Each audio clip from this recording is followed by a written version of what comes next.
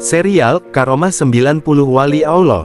Assalamualaikum warahmatullahi wabarakatuh. Segala puji hanya bagi Allah, Tuhan seluruh alam, yang mengangkat derajat hamba-hambanya dengan cahaya, bukan dengan rupa.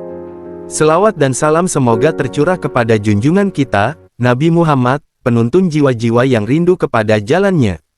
Dengan menyebut nama Allah yang maha lembut, kami membuka sebuah perjalanan yang tidak ditempuh oleh kaki, tetapi oleh hati, tidak dipenuhi gemuruh, tetapi diterangi keheningan.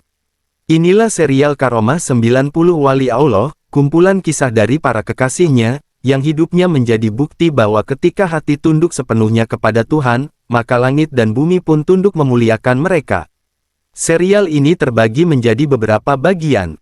Setiap tayangan akan menampilkan satu wali, satu cahaya, satu kisah yang akan kita renungi bersama, bukan untuk mengagungkan manusia, tetapi untuk mengenal lebih dekat keagungan Allah yang menanamkan karomah pada siapa yang Ia kehendaki. Semoga kisah-kisah ini menjadi pengingat bagi kita bahwa kewalian bukanlah gelar, bukan pakaian, bukan nama besar, tetapi perjalanan panjang membersihkan hati, menahan diri, dan mencintai Allah tanpa syarat. Semoga Ia menjadi lentera bagi jiwa yang letih, obat bagi yang gelisah, dan panggilan lembut bagi mereka yang ingin mendekat kepadanya. Ya Allah, bukakanlah pintu pemahaman bagi kami. Hidupkan hati kami dengan cahaya-Mu. Lindungi kami dari ria dan kebanggaan, dan jadikan setiap kisah dalam perjalanan ini sebagai penggerak untuk lebih taat, lebih ikhlas, dan lebih mencintai-Mu. Amin ya Rabbal Alamin.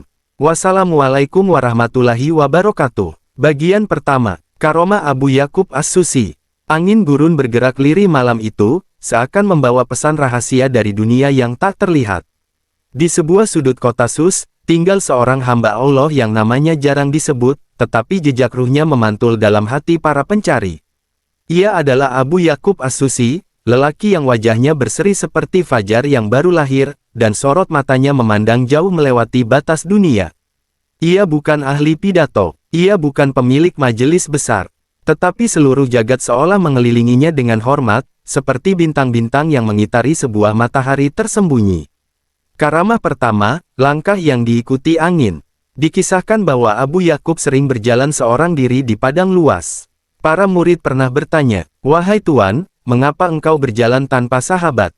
Ia tersenyum, "Karena siapa yang berjalan menuju Allah tidak pernah sendiri." Suatu hari, seorang murid membuntuti beliau dari kejauhan. Ia menyaksikan sesuatu yang tak dapat ia ceritakan tanpa getaran di bibirnya, padang pasir menjadi teduh setiap kali beliau melangkah. Seakan-akan awan berarak mengikuti tubuhnya, menaungi setiap inci yang ia lalui. Murid itu menangis ketika menceritakan kejadian itu.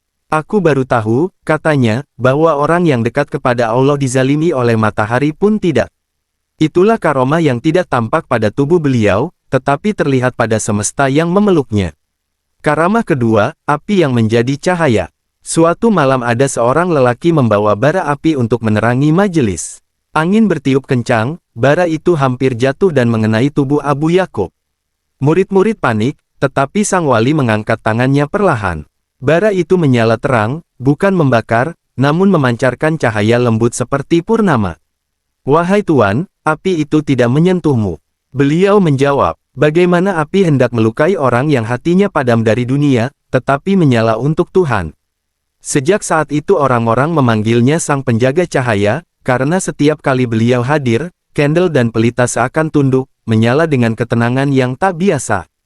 Karamah ketiga, mendengarkan suara yang tak didengar manusia. Abu Yakub pernah berkata, "Setiap makhluk bertasbih, tetapi telinga yang gelisah tak dapat mendengarnya." Seorang murid yang ragu bertanya, "Apakah engkau mendengarnya, wahai Tuan?" Abu Yakub tersenyum. Beliau mengambil segenggam batu kecil dari tanah. Beliau genggam, lalu berkata, "Wahai batu, sebutkan nama Tuhanmu." Dan murid itu, dengan mata membelalak, tubuh menggigil, mendengar batu-batu itu mengeluarkan suara halus, seperti denting air dari mata air surga. "Subhanallah, subhanallah." Tetapi begitu batu itu diletakkan kembali, murid-murid lain tidak mendengar apa-apa. Itulah karomah para kekasih Allah, mereka mendengar apa yang didiamkan dunia. Karamah keempat, panggilan dari langit senja. Diriwayatkan, Abu Yakub sering duduk sendirian pada waktu senja. Beliau memandang langit seperti seseorang yang sedang menunggu panggilan dari sahabat jauh. Sampai suatu hari ada orang bertanya, "Apa yang engkau dengar ketika senja tiba?" Beliau menjawab pelan, "Aku mendengar malam memanggilku dengan nama yang tidak pernah kau dengar. Aku mendengar rahasia yang tidak diberi huruf oleh dunia. Dan aku menjawab dengan diam, karena diam adalah bahasa yang difahami oleh Tuhan." Mereka yang hadir malam itu merasakan sesuatu turun ke dada mereka, ketenangan yang tak bisa dijelaskan, seperti daun yang jatuh tanpa suara tetapi mengguncang hati. Karamah kelima, doa yang disampaikan Angel tanpa perantara.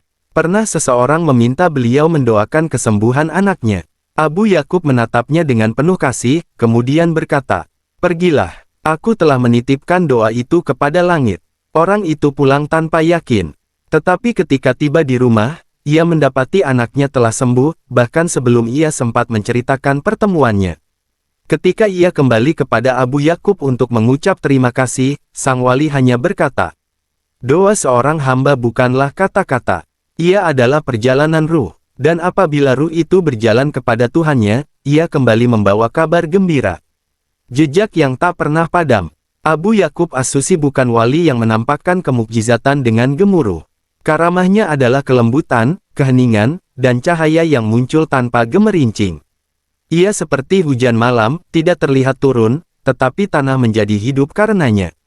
Para ahli tasawuf menyebutnya sebagai sir, rahasia. Sebab Allah menyembunyikan sebagian para kekasihnya agar dunia tidak mabuk memandang kemuliaan itu.